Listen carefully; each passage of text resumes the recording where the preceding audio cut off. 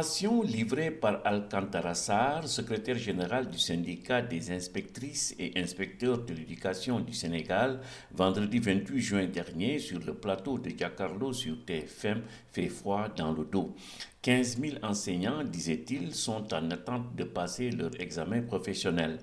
Conséquence du mouvement des inspecteurs de l'éducation. La question qui coule de source est de savoir pourquoi nos autorités, qui crient sur tous les toits leur volonté de faire du Sénégal un pays émergent en s'appuyant notamment sur des ressources humaines bien formées, peinent-elles à satisfaire les revendications des inspecteurs de l'éducation. Pour donner un exemple du rôle stratégique de ces cadres de l'éducation, il faut faire une piqûre de rappel. Le Sénégal, à l'instar d'autres pays de l'Afrique au sud du Sahara, avait mis en place en 1995 la politique de recrutement des volontaires de l'éducation. Il faut rappeler qu'en dépit des efforts financiers importants qu'il avait consentis pour le développement de l'éducation, le Sénégal n'avait jusqu'alors pas réussi à inscrire tous les enfants scolarisables à l'école.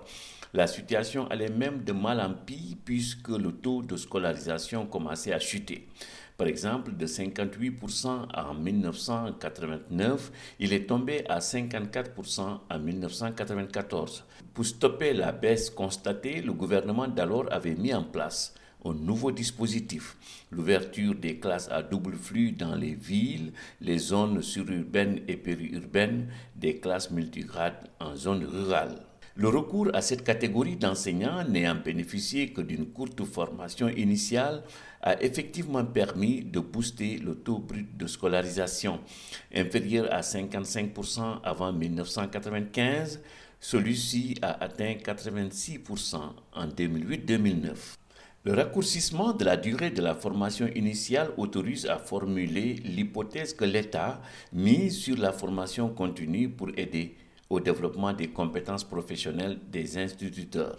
Cette option est d'autant plus compréhensible que pour beaucoup de spécialistes, c'est sur le terrain que l'enseignant apprend véritablement son métier. Ainsi, pour contribuer au développement des compétences professionnelles des enseignants de l'élémentaire, l'État a-t-il mis en place un dispositif de formation continue placé sous l'autorité des inspecteurs de l'éducation et de la formation. À l'intention des maîtres, ils animent des séminaires, procèdent à des inspections ordinaires, président des commissions d'examen pour l'obtention de diplômes professionnels. Dans certains cas, ils participent aux cellules d'animation pédagogique. C'est dire que pour la qualité des enseignements-apprentissages, donc la réussite scolaire des élèves, la satisfaction des points de revendication des inspecteurs de l'éducation et de la formation devrait être une des priorités du gouvernement.